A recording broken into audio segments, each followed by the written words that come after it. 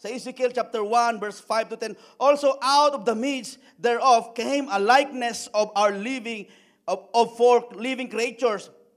And this was their appearance. They had the likeness of a man. And everyone had four faces. Pakisabi, four faces.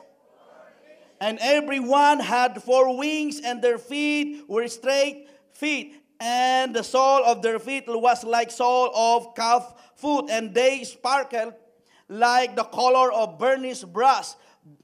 And they had the hands of a man under their wings on their four sides, and they four had their faces and their wings. Their wings were joined one to another. They turned not when they went. They went everyone straight forward. As for the likeness of their faces, they four had the face of a man, and the face of a lion, and the right side, and they four had the face of an ox, and the left side, they four also had face of an eagle. So about men ang ating itatopic natin ngayon. Makikita natin kung gaano tayo kahalaga. Ito po ipinakita, pangitain or vision ng Diyos sa pamamagitan ni Prophet Ezekiel. Ipinakita niya na ito ho ang apat na mukha, an ox, eagle, lion, and a man. Na napag-aralan natin ito mga nakalipas na araw, na pwede nating i-apply sa ating buhay at bahagi ito ng multiplication. Bahagi ito kung paano tayo mag-multiply. Sayang naman ho yung lahi mo, lahi natin, kung hindi tayo dadami. Spiritually. Sayang naman ho yung character mong maganda kung hindi dadami. Huwag mo nang paramihin yung pangit na ugali. Hindi dapat yun ang mag-multiply. Kina-challenge ko ang bawat isa sa atin, kumbaga yung word sa Pilipino, karirin mo na pagiging Kristiyano mo. Huwag na natin hong laro-laruin. Pabanjing-banjing, half-hearted. Seryosuhin mo na ang pagsunod sa Lord. Kung hindi mo siseryosuhin, kailan pa? Sikuhin mo yung bilbil ng katabi mo, kailan pa? Hello? Seryosuhin ho natin. Ito wala pa akong nakita nagseryoso na sumunod sa Lord na napahamak. Wala pa akong nakita sa Bible o sa mga patutuon ng mga Kristiyanong sumunod sa Diyos na sold out, all out. Sa Panginoon ibinigay yung the best niya na napahamak bagkus lalong nag-flourish. Lalong yumabong, namunga. Hello? Magseryoso na ho tayo sa ating pagsunod sa Lord. Ang Diyos, seryoso siya sa kanyang pag-ibig sa iyo. Hindi siya nagjo-joke. Hindi siya kumukuha ng mga pick-up lines para lang mabighani ka. Ibinigay niya ang kanyang buhay para patunay na mahal ka niya. At nung daladala niya yung cross, hindi siya rin nagjo-joke. Seryoso siya. Na ito, dadalhin ko ang cross na ito para sa mga taga-Geneva. Dadalhin ko itong cross na ito para sa lahat ng tao, kaligtasan ng tao. And I pray mamulat ho ang ating spiritual na tainga. God, tainga at spiritual na mata na marinig natin ang boses ng Lord. Na may mga bagay na dapat nating seryosohin. May mga bagay, hindi ko sinasabing na wag na maging seryoso na tayo lahat, wag nang tumawa. Ibig kong sabihin yung pagsunod natin sa Lord, wag na tayong magpabanjing-banjing pa. Hello? Sabihin mo sa katay mo, kapatid, kakaririn ko na.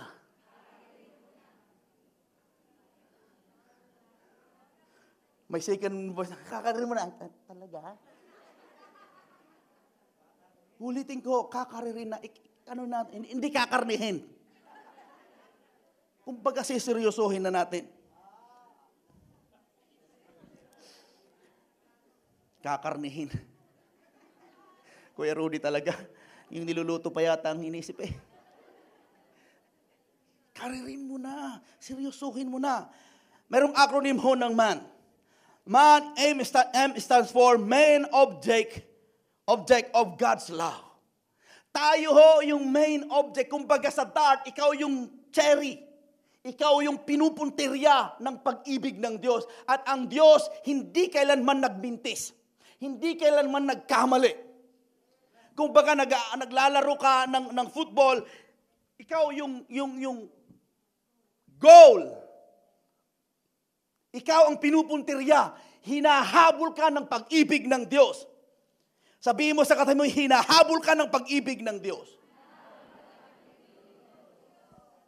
Makikita po natin dito sa Psalm 8 verse 1 to 4, O Lord, our Lord, how majestic is your name in all the earth.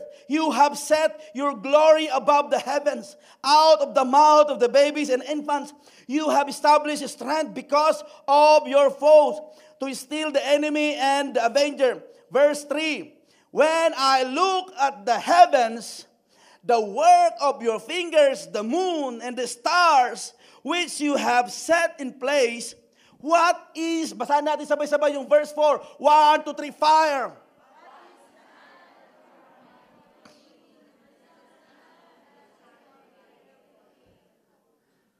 Yan si David. Ikaw ang lumikha ng mga tala ng buong lupa, langit at lupa ng buong mundo. Pero sino ako, sino ang tao na mahalin mo na lamang, na bigyan mo ng pansin, na ganun-ganun na lang? Kung ikaw kaya ang Diyos, ikaw ang may kakayanang lumikha ng lahat ng bagay, papansinin mo kaya ang tao? Pero ang Diyos, hindi ka nilampasan. Huwag mo sabihin busy at nakalimutan ka ng Diyos. Hindi ka nilampasan. Namatay siya para sa iyo. We are the object of His love. Amen? Sabihin mo sa katabi mo, kapatid, ikaw ang puntirya ng Diyos na mahalin. Sabi niya, sabi ni David, kapag tinitignan ko ang kalangitan, ang lalaki, grabe mga dambuhalang nilikha, pero tao, sa tao ka namatay. Nagkasala ang mga angels sa buhay ni Lucifer. Walang Savior na ipinadala. Walang Jesus na namatay para sa mga angels. Kaya nagkaroon ng Satan. Pero nagkasala si Adan and Eve, nagkasala ang tao. Merong Jesus na pinadala. Hello? And I pray makita natin ho yan, isiksik natin sa isip, sa puso natin. Na mayroong nagmamahal, na mayroong hindi nagpabaya, hindi nagkulang. Pero pastor, bakit hindi ko nararanasan? Bakit hindi ko nafe-feel? Kasi ang pag-ibig ng Diyos ay hindi nakabase lamang sa senses. Hindi nakabase lamang sa emotion. Hindi nakabase sa pera, sa Swiss franc, sa taas, sa kulay, sa tangos ng ilong, sa lahi. Pero sabi nila, may nagbibiro, ang salita daw sa langit ay Ilocano. Kasi yung nakapako sa cross sa ibabaw, Enre. Di ba? Ilocos Norte Region 1. At ang unang-unang salita daw ho, di dahil sa Ilocano si Pastor, patutunayan ko yan. Ang unang-unang language ay Ilocano rin. Adan. Ibig sabihin meron na, di ano ko lang po yun. Hello? Adan. Kaya pangalawa lamang Tagalog iba. Yung iba ngayon lang nag-gets, pero ulitin ko sa inyo, mahal tayo ng Panginoon. I-unveil po natin yan. Itignan natin kung gaano tayo kamahal ng Diyos. God's love is unconditional. Sabi niya sa Romans chapter 5 verse 8, minahal tayo ng Diyos kahit nung tayo makasalanan pa. Kaya tignan mo nga yung katabi mo. Minsan may mga tao sa paligid natin, may mga tao, parang hindi siya deserve na mahalin. Hindi siya deserve na patawarin, hindi siya deserve na unawain, hindi siya deserve na kamayan, hindi siya deserve na i-message. Pero ang Diyos, kung minahal niya ang tao, kahit nung makasalanan pa. Hanggat hindi ho natin nauunawaan ito, hirap ka rin magmahal. Hanggat hindi nagsising sa heart, sa ating soul, na minahal, kinahabagan lang ako ng Diyos, hindi ka rin maiksi pa rin ang pasensya mo. Ang tao, naapakan ka lang, nakarinig ka lang ng ano doon sa Facebook, nabasa mo lang talagang walang kapatawaran na. Hindi ka lang nabayaran, talagang walang kapatawaran na. Hindi ka lang nakamaya, parang wala. Pero ang Diyos, hindi nakabase kung anong ginawa mo. Mahal ka niya kung sino ka. Sabihin mo sa katabi mo, mahal kita. Mahal mo ako. Mahalin natin ang Diyos. Yung iba naman rin pa kayo, mahal niyo ako. Pakasal na tayo. Hindi ho. Kailanman hindi mo may bibigay yung pure, unconditional love sa iyong kapwa hanggat ikaw mismo hindi nakakaranas nito. At hindi mo naunawaan. Iiksi ang pangunawa mo na as if ang mga tao wala ng pag-asa. Hindi mangyayari to make major spiritual impact. Kasi nag-i-invite tayo sa church, nagyayaya tayo sa church, na-attend, tapos biglang umattend. Yung kilala halimbawa dito na, ay, bakit nandito yan? I pray.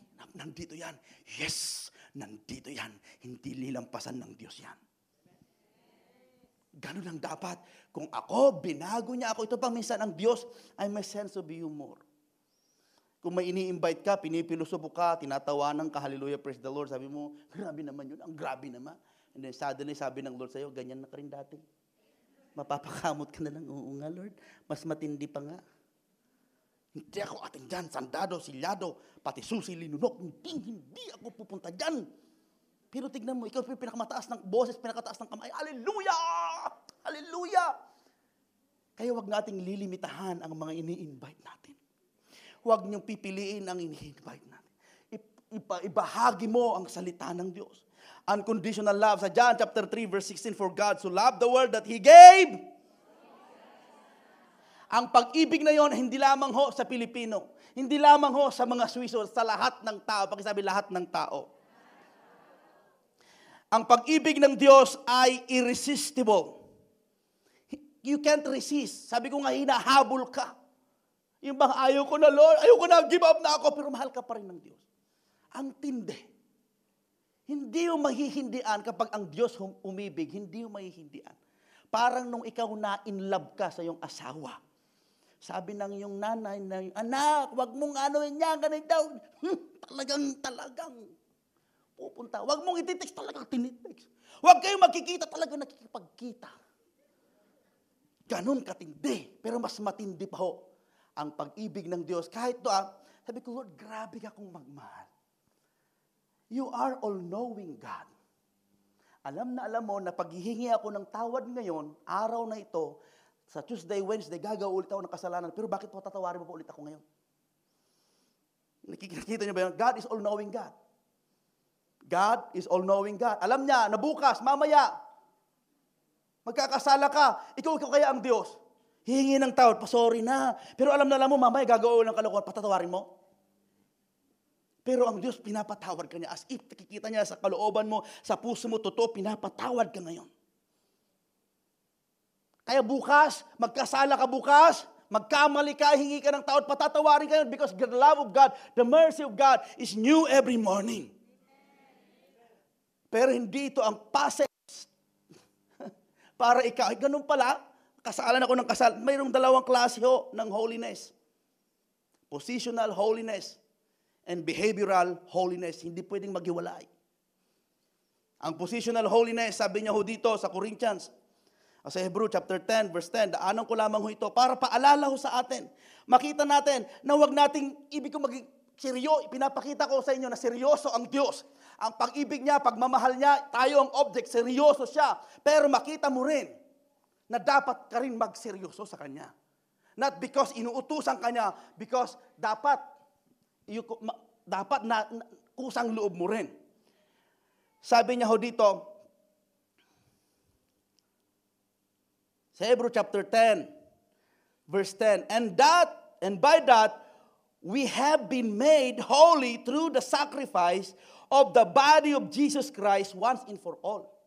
Malinaw ho, naging banal tayo dahil ho sa pagkamatay ng ating Panginoong Hesukristo. Lahat ng inatok magsabi ng amen.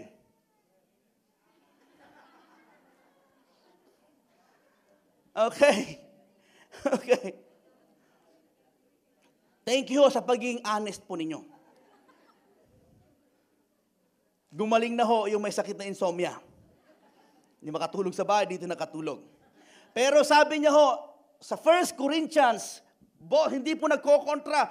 Ay pa rin na makita natin na mali. 1 Corinthians chapter 1 verse 30. It is because of Him, which is Jesus, that you are in Christ Jesus, who has become for us wisdom from God, that is our righteousness, holiness, and redemption. Okay?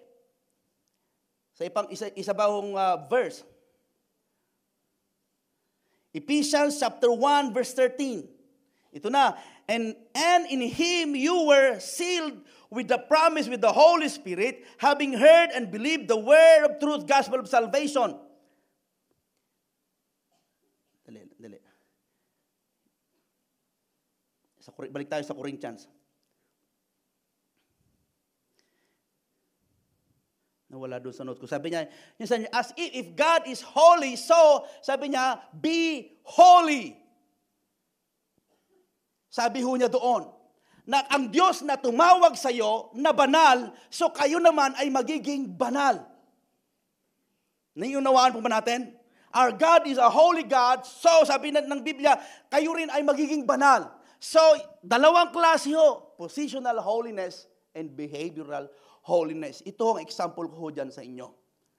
Nung nag-asawa kami ni Pastora, kinasal kami, ang status ko na ho ay married.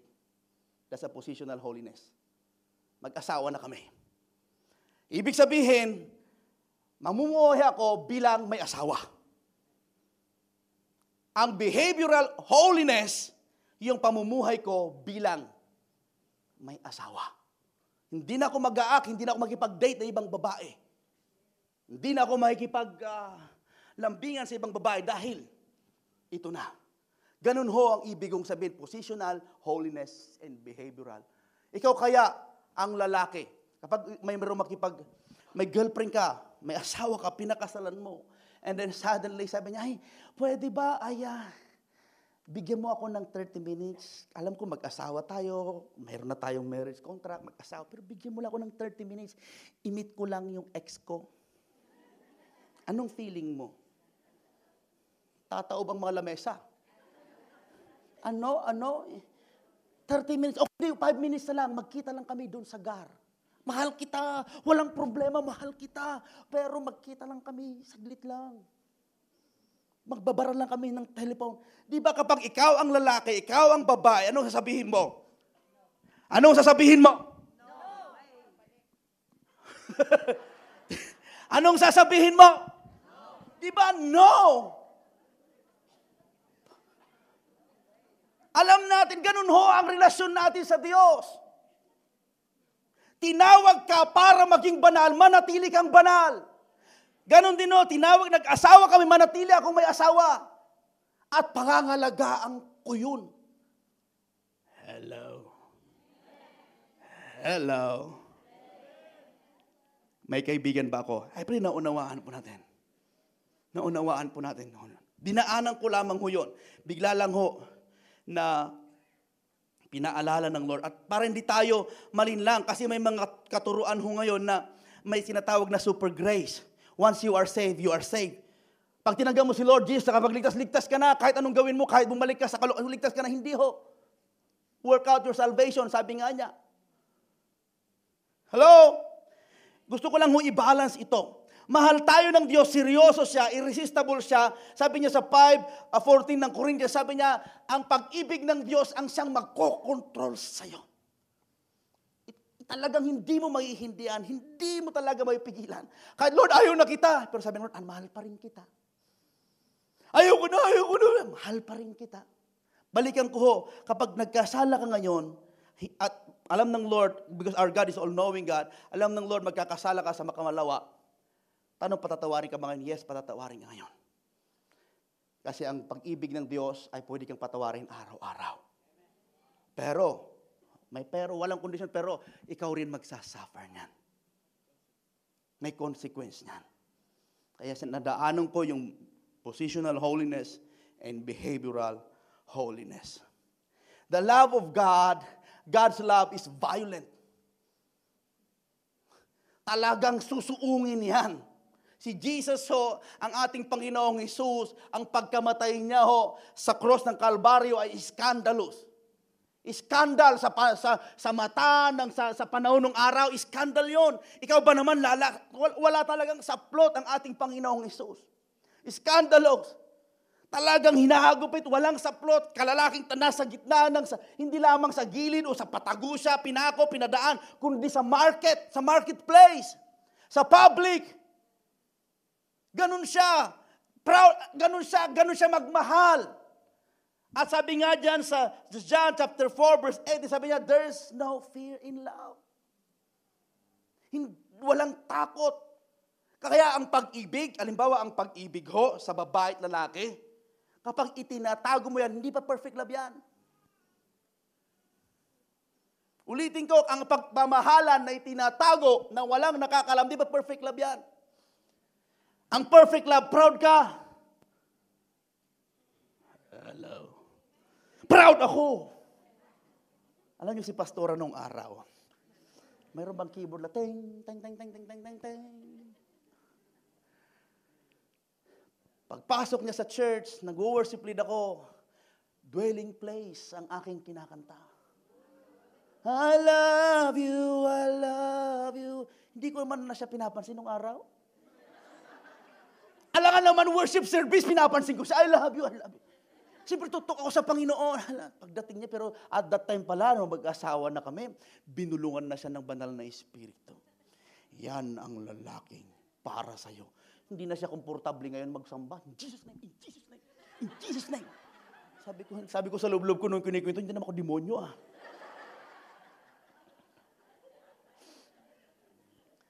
Pero kapag ang Diyos talaga, kaya ang ibig ko mong sabihin, napakasarap. Kayong mga kadalagahan, kababaeng kalalakihan, kung mag-aasawa kayo, hanapin nyo ang lalaki sa presence ni Lord.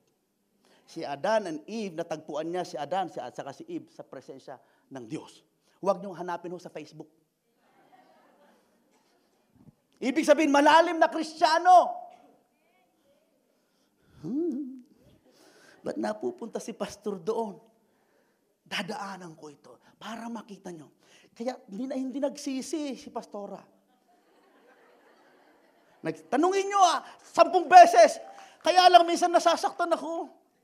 Kada may makapatira pupunta sa bahay, pakita yung album. Ito na, pakita yung album namin. Pastor, ikaw ba yan? Pastor, bakit? Paano ka nagustuhan ni pastora? Sabi ko, sama naman to. Kaya pagkakataon ko ngayon, sabi ko, tatandaan ko yun. Hindi, ano ko lang. Kaya, at that time, may nanliligaw rin kay pastora nung araw. Bumalik na siya sa Vienna, naiwan ako sa Pangasinan, sa Pilipinas. Sabi ko, Lord, suntok sa buwan na ito. May naririnig ako nanliligaw din sa kanya doon. Sabi ko, suntok. Paano ko liligawan yung sulat? Paano ko suntok sa buwan na? Pero, pag ang Diyos, pinili niya talaga para sa iyo. Naalala ko si Adan, nung nakita ng Diyos ang kanyang pangailangan, si Adan hindi siya naghanap, hindi siya nag-request kay God. God! Puro hayop naman nilikha mo, partner ko. Wala akong kamukha. Nakita ng Diyos ang pangailangan niya. Na walang kaparis. Alam ng Lord ang pangailangan mo, kapatid. Yung lifetime partner mo, alam ng Diyos, hindi siya naghanap si Adan. Ang ginawa niya, nanatili sa presence ni Lord. Pinatulog, paggising niya, nandun na si Eva. Sabihin mo sa katabi mo, huwag mong hanapin yung nawawala mong tadyang. Kung ikaw si tadyang, huwag mong hanapin si Adan. Manatili ka lang sa presence ni Lord. Sambahin mo, purihin mo, Panginoon. Mahalin mo sila ng todo-todo. Para sa Panginoon, darating yan. Kung hindi man darating, praise the Lord. Si Jesus hindi na rin nag-asawa.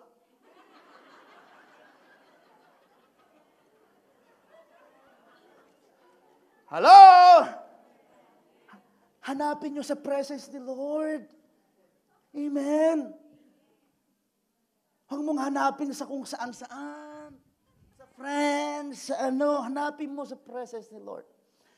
At kapag dumating yon, bubulungan din ng banal na espiritu. At dumating yung time, talagang, sabi ko, Lord, mag-aakit ako ng ligaw. Hindi ko naman alam kung na sa katutak pa lang ang ni pastora. Kada may umuwi, pumupunta sila sa dagupan. Tinitingnan, yan ba si John? Taga-church. Yan ba si John? Yan ba si John? Ako, sabi ko, feeling ko naman parang si orangutang na pinapasyalan sa zoo. Sabi ko, yan ba si John? Sila ko, Brother Ronald, Sister Mayet. Sino ba yung mga umuwi? Pumupunta sila sa Pangasinan para lang makita ako. Yan ba yung ni Cathy? Sabi ko, feeling ko, nasa zoo ako. Mga taga-Biena pumupunta doon hanggang dumating yung time. Si Pastor Lawrence at si Pastor Marlene. Hindi ko alam na sinisiay na pala ako. Ano yung sinisiay? Character investigation. Sinama ako ng 3 days sa Bulinaw. Ako tagapagluto. Tinatanong-tanong na pala ako. At praise the Lord, pumasa. Pag-uwi nila ng Biena, ganun sila. Kaya, tingnan nyo, kinikilig. Sabi ko, ang galing mo, Lord, no? Kaya minsan, relentless. Sabi ko, kaya ang pag-ibig, hindi niya mahindian. Kaya nga, dapat ang temsong mo, and if our God is for me, who can be against me? Okay? Relentless. Sabi niya sa Hosea chapter 3 verse 1. Si Hosea isang kilala, isang nasa royalty o sa royal na pamilya, kilalang prophet, kilalang banal nung araw. And then suddenly, kilala sa buong Israel na siya ay isang propeta. And then suddenly, inutusan siya ng Diyos, tandaan niyo, inutusan siya ng Diyos na mag-asawa ng harlot, prostitute. Mag-asawa sa verse 1, chapter 1, mag-asawa ng prostitute. Just imagine isang royal blood and then mag-asawa ng prostitute. And then sa madaling salita, si Hosea ay napangasawa niya si Gomer. Sabi ko, Lord, babae, Gomer? Si Gomer. At nag-anak sila ng 3. And after na ipinanganak ni Gomer yung 3, bumalik sa pagiging prostitute. Pagdating ho ng chapter 3 ng Hosea, sabi ho ng Diyos, again kay Hosea, sabi ng Diyos, balikan mo ang iyong asawa. Pakasalan mo ulit. Napakasakit. Di po ba? Pero gusto kong basahin ho ang Hosea. Chapter 3. Sabi ko, 5 verses lang, yun lang diniinan dito sa Biblia. Hosea chapter 3. 5 verses lamang ho yan. Sabi niya, Then the Lord said to me, Go again, love a woman who is loved by a lover and is committing adultery, just like the love of the Lord of the children of Israel, who look to other gods and the love of the raisin cakes of the pagans. Verse 2, So I bought her for myself for the 15 shekels of silver and 1.5 homers of barley. Verse 3, And I said to her, You shall stay with me many days. You shall not play the harlot, nor shall you have a man. Manso 2, sabi niya, will be toward you. Ibig sabihin, ganun ipinakita ng Diyos sa pamamagitan ni Hosea, ganun ang ginagawa ng Israelites. Kaya sabi niya, mahalin mo ako, sabi na ni Hosea dito. Huwag ka nang aalis, huwag ka nang magmamahal ng iba. The same word sa buhay ng bawat isa. Mahalin mo ako, unahin mo ako, huwag ka nang magmamahal ng iba. Sabi ng Diyos. Because God knows, kapag minahal mo siya, kapag nanatili ka sa Kanya, pag mababasa mo, manatili ka na. Pag mababasa mo, manatili ka na sa akin kasi yun doon lamang yung satisfaction ng tao. Mananatili sa presence ni Lord. Ganun ho katindi ang pagmamahal ng tao. Inahilintulad tayo na harlot, inahilintulad tayo na prostitute. Ganun ho tayo, kasama ako. Sa kabila ng pagkukulang, pagsalangsang, pagkakamali, and yet, namatay pa rin si Jesus para sa iyo at para sa akin. Kamayan mo yung katabi mo, kapatid, may nagmamahal sa iyo. Ganun ho katindi ang pagmamahal ng Diyos. Ganun siya magmahal. Hindi mo mapapasuba, hindi mo matatanggihan. And that love is pointing on you. At ang pag-ibig na yan, nakatutok sa'yo, nakaturo sa'yo. At welcome hanggang ngayon. And I pray na makita natin kung gaano tayo kamahal at kahalaga. Yan ang tao. Kaya nga yung tanong ni David, who is the man that you are mindful of him? Sagot ng Lord, mahal ko kasi ang tao. Mahal ng Diyos ang tao. Mahal ng Diyos tayong lahat. Amen? Number 2, a man apart from God, we can do nothing. A stands for apart from God, we can do nothing. Isaiah, all of us have become like one who is unclean, and all our righteousness acts are like filthy rags. We are all shriveled up like a leaf, and like the wind of sins sweep away. Yan kahit gaano gawin ng tao, mabuti, sabi niya, ang kabutihan na ginagawa ng tao, sabi ho ng Isaiah, ay parang maruming basahan lang sa harapan ng Diyos. So wala talaga, hindi talaga tayo karapat-dapat. Kaya nga ang tao, pag hiwalay sa Diyos, wala kang magagawa. Puro, akala mo okay lang, pero apart from God, you can do nothing. Kaya di ka ba nagtataka, may pera ang mga tao, may kaibigan, maganda, may pastor, mayroon lahat. Pero pag uwi ng bahay, natutuyuan ng luha, nakahiga, di makatulog, umiiyak, empty. Why? Hiwalay sa Diyos. Naranasan ho natin yun. At I sense in my spirit, karamihan, may iba sa inyo, may ganito naranasan, Lord, parang empty ako. Parang, ang panahon ay pinaglipasan ako, parang walang-wala. Pero you know what? Ang Diyos lagi available para sa iyo. At ipinapakita lang niya sa iyo, pinapakita lang niya sa GCC, sa bawat isa sa atin, kay pastor, na pag wala ang Diyos sa buhay ng tao, wala ho tayong silbi. Kahit meron ka lahat, wala ho. Amen? Hindi ko ibig sabihin na huwag ka nang magtrabaho, huwag ka nang magpaganda, hindi ho. Ang ibig kong sabihin, i-prioritize natin ang Diyos. Kaya nga sabi niya sa John chapter 14 verse 46, sabi niya, abide in me, sabi ni Jesus. Apart from me, you can do nothing. Without me, you can do nothing. Totoo ito, naranasan ho natin na muhay na malayo sa Diyos. Na para nga tayo, sabi niya, para nga tayong tuyong dahon. Na kung saan ihip ng hangin, doon ka. Kung saan ka, doon ka. Minsan ganun tayo. Kung saan ang ihip ng hangin, doon ka. Kung saan naghahanap ka ng fulfillment sa buhay.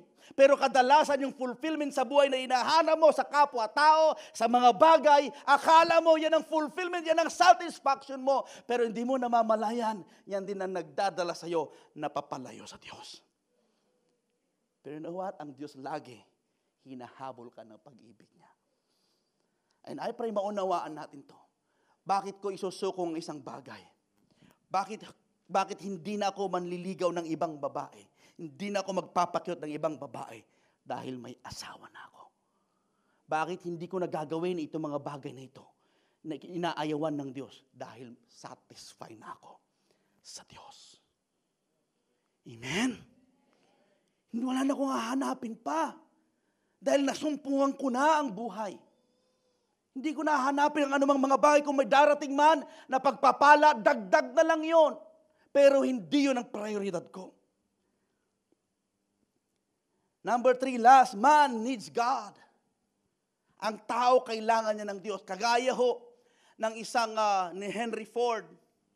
Dahil mayroong bumili ng isang businessman, bumili ng sakyan na Ford. Then after 1 mile, sabi natin, 1 mile ay yung sasakyan na binili ng businessman ay tumirik. Hindi na umistart. Tumirik sa gilid ng kalsada, hindi na umistart. And then suddenly napadaan ng isang mama.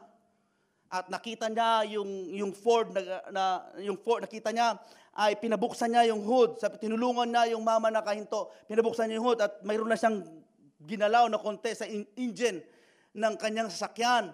At sabi nung mama, start mo ulit. At nag-start at umabante. At tinanong nung mama, sabi niya, paano mo ginawa yun?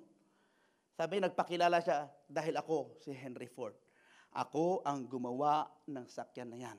At napapahiya ako kapag ang ginawa ko ay nasisira. You know what? Napapahiya ang Diyos kapag ang buhay natin patuloy nating sinisira at malayo sa Diyos. Isang kilos lang ng Lord sa iyo, isang paghipo lang ng Diyos sa iyo, maayos ka. Isang simpleng pagsunod. One day at a time, maayos tayo. Amen? Kaya, ganun din ho ang Diyos. Kasi siya ang lumikha sa atin. Kapag nakikita niya ang buhay ko, dysfunctional, nawawala sa linya, nawawala sa focus sa buhay, malayo sa Diyos, napapahiya ang Diyos na lumikha sa akin. Example ko na lang, ako ang pastor, ako ang pastor ho. Hindi lang example, totoo. Ako ang pastor nyo. Amen. Kung nakita nyo ho, na hindi ko ginagampanan, hindi nyo nakikita sa akin. Wala akong patutuo. Unang-una napapahiya ang Diyos, napapahiya rin kayo. Di po ba? Kaya ito yung time ho, na ang Diyos, ang pag-ibig ng Diyos sa atin ay hinahabol niya tayo ng tuluyan. When He saw the crowd, sabi niya, when He saw the crowd dito sa Matthew, when He saw the crowds, He was moved with compassion for them because they were harassed, helpless, like sheep without shepherd. Then He said to His disciples, the harvest is plentiful, but the workers are few. Nung nakita ng Panginoong Hesus ang crowd, kasi nag-house to house siya, nakita niya ang mga tao parang napabayaan, inapi, hinaras, napakalayo sa Diyos, sugatan, maraming tanong sa buhay, maraming gustong patunayan, nakikipag-compete sa isa't isa, mayroong mga bagay na parang gustong may patunayan. Pero nakita ito ng Diyos. Amen? Na helpless. Ganon din ang buhay natin, no? Di po ba? Hindi natin kayang baguhin ang ating buhay. Gusto ko magbago. New Year's resolution. Gusto kong baguhin ang buhay ko. Hindi natin nagagawa. Why? Helpless tayo. Pero you know what? Ang Diyos lagi ay humihingi siya. Naghihintay lang siya ng isang tawag mo sa Panginoon. We all need the power of God. Power to love, power to overcome evil, and power to protect, power to evangelize. Kailangan ho natin. Hindi kaya ng tao magtagumpay. Kaya inilagay na niya ho ang banal na namatay siya sa cross, inilagay pa niya. Nanahan pa sa'yo ang Espiritu ng Diyos. Huwag mong isipin na pinabayaan ka. Huwag mong isipin na iniwanan ka. Ang Diyos ho, kapag nagmahal siya, hindi siya nanunumbat. Ang Diyos, kapag nag-restore siya, nagpagaling siya, hindi siya nanunumbat. Gusto ng Diyos, kusa mo sa rin siyang mahalin. Kusa mo rin siyang mahalin ng tunay. Kasi ang pag-ibig na pilit, hindi rin mai-enjoy ng taong tatanggap ng pag-ibig na yon. Kailangan ho natin ng kapangyarihan ng banal na Espiritu para magmahal ng unconditional. Para mag-unawa. Tumayo po tayo lahat. Kailangan ho natin ang kapangyarihan ng Diyos para i-overcome ang evil, ang temptation. Hindi, wala hong exempted ho dito, bata, matanda, pastor, lahat, leader. Wala ho, pero kailangan natin ang presence ng Lord, ang Espiritu ng Diyos. Kahit matalino ka, magaling ka, pero kapag walang pagsama ang Diyos, magiging maingay lang tayo dito.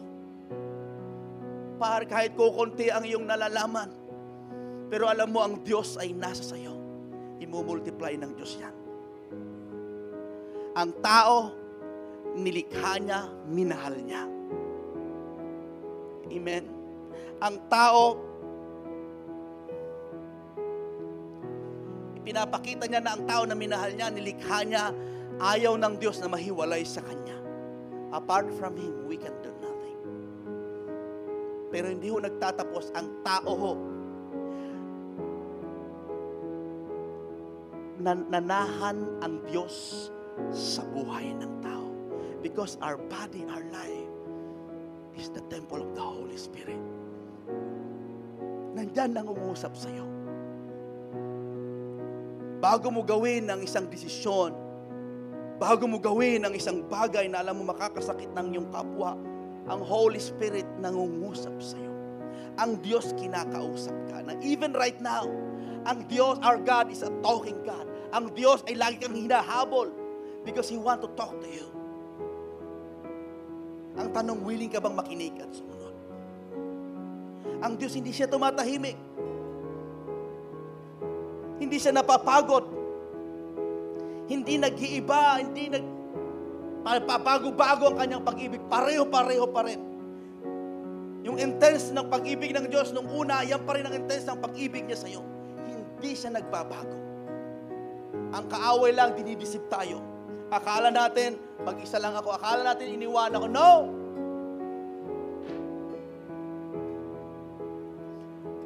Tingnan niyo itong Romans chapter 8, verse 11.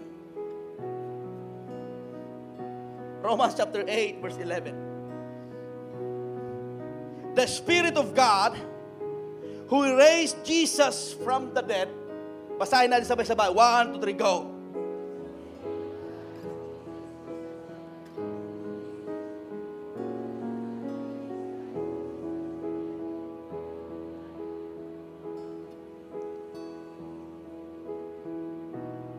Oh, hallelujah.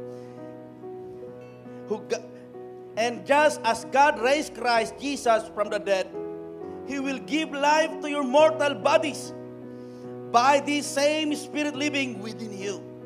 Ang Espiritu na bumuhay kay Jesus mula sa kamatayan, the same na Espiritu, the same na God na nananahan sa sino mang tumanggap sa Kanya. Don't underestimate. Huwag mong i-underestimate ang Diyos na nananahan sa iyo. Kaya mong magtagumpay. Kaya mong magtagumpay. I want to end this preaching sa Ezekiel 37 verse 1 to 11. Dinala ng Diyos si Ezekiel sa dry bones.